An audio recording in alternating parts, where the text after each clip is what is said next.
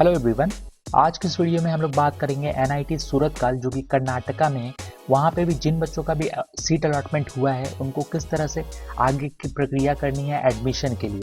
सबसे पहले मैं आपको बताना चाहूँगा कि इनका जो फर्स्ट सेमेस्टर क्लास है ये कब स्टार्ट होगा 2021-22 एकेडमिक ईयर के लिए, यानी कि जिन बच्चों का भी अभी एडमिशन हो रहा है जोसा के थ्रू, सीसैप के थ्रू उनका सीट अलॉटमेंट हो गया है और उन्होंने जोसा में ऑनलाइन रिपोर्टिंग, सीट एक्सेप्टेंस फी और पार्शियल एडमिशन फी पे कर दिया है। तो जो आपका 7 दिसंबर से लेकर 13 दिसंबर तक के बीच में जो ऑनलाइन रिपोर्टिंग है या फिर ऑफलाइन रिपोर्टिंग है या फिजिकल रिपोर्टिंग है, आपको अपने एनआईटी कर्नाटका या सूरतकाल में वहाँ पे जाना है। तो वहाँ पे कौन कौन से डॉक्यूमेंट्स लेके जाने हैं eight the time of reporting. Reporting online होगा या ऑफलाइन होगा, फिजिकली होगा या आप घर बैठे ही कर सकते हो। क्लासेस कब से स्टार्ट होंगे, इस सभी चीज़ों के बारे में अपडेट है आप सभी के लिए, तो वीडियो में बने रहना। रैंकिंग की बात की जाए तो काफ़ी अच्छा रैंकिंग है। 10th रैंक है एनआईआरएफ रैंकिंग इंजीनियरिंग में, 32 रैंक है एनआईआरएफ ओवरऑल में और 63 रैंक है क्यूएस इंडिया के रैंकिंग में।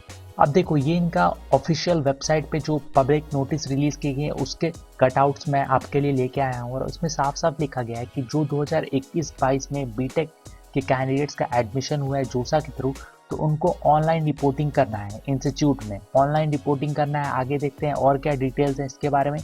सबसे पहले एक नोटिस आज ही के दिन आया, जब मैं ये डेटा कलेक्ट कर रहा था तभी एक नोटिस आया जिसमें साफ साफ लिखा गया है कि जो एकेडमिक एक्टिविटीज़ है और क्लासेस है फर्स्ट ईयर बीटेक स्टूडेंट्स के लिए जिनका एडमिशन 2021-22 में यानी कि अभी हुआ है, तो उनका जो क्लास है वो 27 दिसंबर से स्टार्ट हो जाएगा और क्लासेस आपके ऑनलाइन चलेंगे। फर्स्ट सेमेस्टर क्लासेस आपके ऑनलाइन चलेंगे और जो भी एक्टिविटीज़ है वो सारी चीज़ें आपकी ऑनलाइन होगी। साथ में ये भी कहा जाए 8 400 400 400, जी हाँ याद कर लीजिए व्हाट्सएप नंबर, क्योंकि अब चाहे आपका मैथ का सवाल हो या फिजिक्स केमिस्ट्री और बायोलॉजी का, आपके हर डाउट हर क्वेश्चन का मिलेगा तुरंत वीडियो सॉल्यूशन, वो भी सीधा आपके व्हाट्सएप पर। बस आप अपने फ़ोन में डाउटनेट का 8 400 400 400 व्हाट्सएप नंबर सेव कर लीजिए और चैट ओपन कीजिए।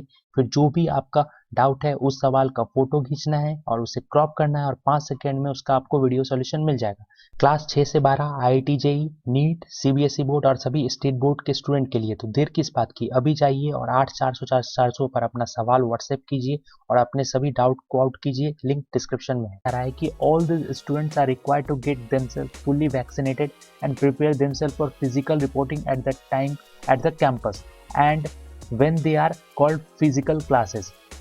इसमें साफ साफ क्लियर किया गया है कि जब आपको फिजिकल रिपोर्टिंग के लिए बुलाया जाएगा तो उससे पहले आप वैक्सीनेटेड हो। बहुत सारे बच्चे वैक्सीन ले लिए होंगे और जब आपके फिजिकल क्लासेस होंगे उससे पहले आपको वैक्सीनेटेड होना काफ़ी ज़रूरी है, तो इस बात का ध्यान रखना। इसके बाद इनका एड्रेस देख सकते हो, फ़ोन नंबर दे सकते हो, कोई भी क्वेरी तो उस पर कॉल कर लेना। और एक और बात मैं आपको बता दूँ, जिन बच्चों का भी जोसा में सीट अलॉटमेंट हुआ है एनआईटी कर्नाटका सूरतकाल में, तो उनको ऑनलाइन रिपोर्ट करना है उनके पोर्टल पे। 7 दिसंबर से लेकर 13 दिसंबर तक के बीच में आपको ऑनलाइन रिपोर्ट करना है एनआईटी के पोर्टल में, जिसका लिंक मैं डिस्क्रिप्शन में डाल दूंगा ऑफिशियल वेबसाइट का, जो कि मैंने आपको पहले दिखाया। तो आपको फिजिकल जाने की ज़रूरत नहीं है, वहाँ पे जाने की ज़रूरत नहीं है, आपको ऑनलाइन रिपोर्टिंग करना है। डेट्स 7 दिसंबर से 13 दिसंबर के बीच में जिनका भी सीट अलॉटमेंट हुआ है, सीट एक्सेप्टेंस फी आपने दिया है और पार्शियल एडमिशन फी आपने दे दिया है। ये डीन का नंबर है, इसको भी सेव कर लेना, इंपॉर्टेंट है आप सभी के लिए। देन उसके बाद जितने भी कैंडिडेट्स हैं जिनका सीट अलॉटमेंट हुआ है एनआईटी सूरतकाल में, उन्होंने पार्शियल एडमिशन फी 40,000 दे दिया होगा। जनरल ईडब्ल्यूएस, ओबीसी, एनसीएल और SC ST PWD candidates 20,000 already दे चुके होंगे। तो उनको ऑनलाइन रिपोर्ट करना है। कंप्लीट कोर्स के बारे में आपको बताऊंगा, इससे रिलेटेड और भी जो भी अपडेट आएगी वो ऑफिशियल वेबसाइट पर आप चेक कर सकते हो। साफ साफ लिखा गया है no physical reporting to the campus during 7 to 13। Physical reporting आपको नहीं करना है, आपको ऑनलाइन रिपोर्ट करना है उनके वेबसाइट पे। सारे कैंडिडेट्स को ये कहा जा रहा है कि जिनका भी सीट अलॉटमेंट हुआ है एनआईटी सूरतकाल में, उन्होंने ऑलरेडी पार्शियल एडमिशन फी दे दिया है। देन उसके बाद पार्शियल एडमिशन फी देने के बाद जोसा के पोर्टल पे आपको, जब आपने ये सभी चीज़ कर लिए, तो will be sent log in detail of the admission portal NIT के ऑन देयर ईमेल अकाउंट। आपका जो रजिस्टर्ड ईमेल आईडी है, जब आपने पार्शियल एडमिशन फी दे दिया तो आपके ईमेल आईडी पे लॉगिन डिटेल्स भेज दिया गया, तो उसको एक बार चेक कर लेना, विच इज़ रजिस्टर्ड इन जोसा पोर्टल। जोसा पोर्टल में आपने जो भी ईमेल आईडी दिया है, तो उस पार्शियल एडमिशन में फी पे करने के बाद आपको जो डिटेल्स है, लॉगिन डिटेल्स, वो सेंड कर दी गई होगी। 7 दिसंबर से एक लिंक होगा, उसको एक्टिवेट किया जाएगा और उस दिन से आप लॉगिन कर सकते हो।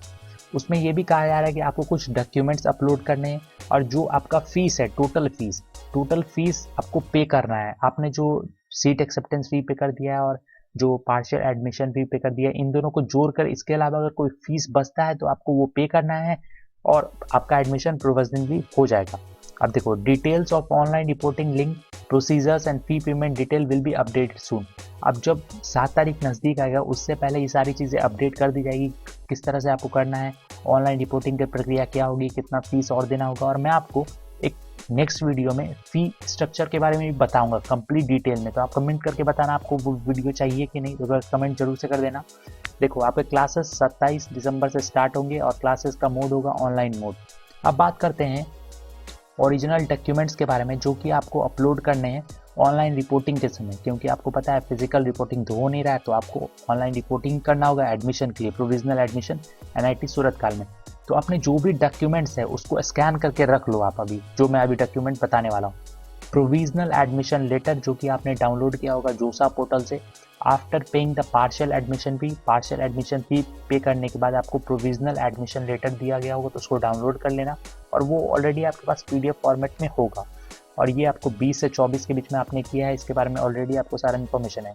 Proof of payment of balance fee, जो बचा हुआ फीस है आपको वहाँ पे दिखा गया आपके पास आपको कितना फीस और देना है। Hostel fee to the institute, hostel में अगर आप रहते हो तो उसके लिए भी फीस होगा।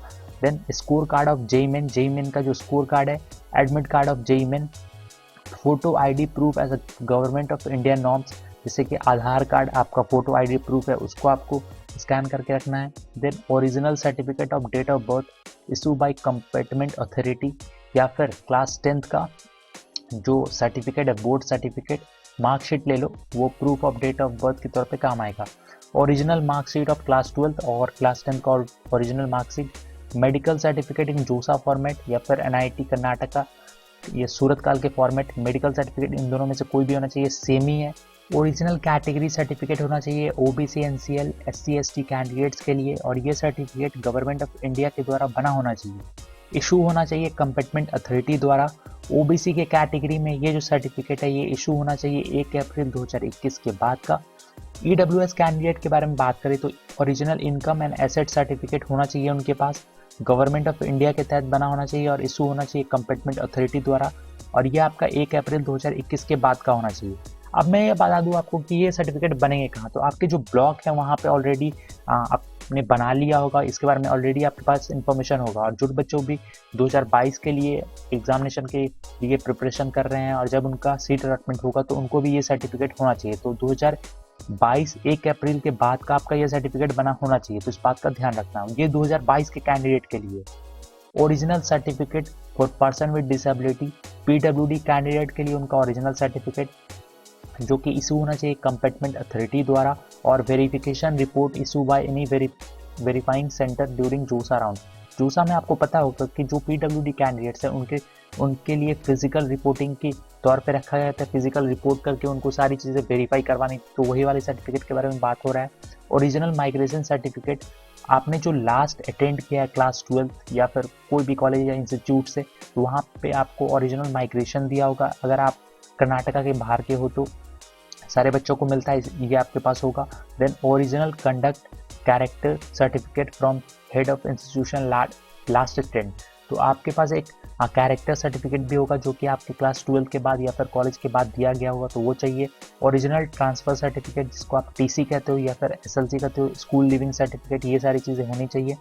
पासपोर्ट साइज फोटोग्राफ आपके पास होना चाहिए, सिमिलर होना चाहिए जो कि आपने जेईमेन के एप्लीकेशन फॉर्म में फिल किया है। यहाँ पे तो वैसा कुछ कहा नहीं जा रहा है कि सिमिलर या फिर कुछ ऐसा। इसके अलावा जो भी सर्टिफिकेट है आपका वो वैलिड होना चाहिए, इस बात का ध्यान रखना। साथ में ये भी बता दूं कि जो ओबीसी एनसीएल है और ईडब्ल्यूएस कैटेगरी कैंडिडेट्स है, इनका जो सर्टिफिकेट फॉर्मेट है ये जोसा की वेबसाइट पे जो फॉर्मेट है उसी के तहत होना चाहिए और 1 अप्रैल 2021 के बाद का बना होना चाहिए।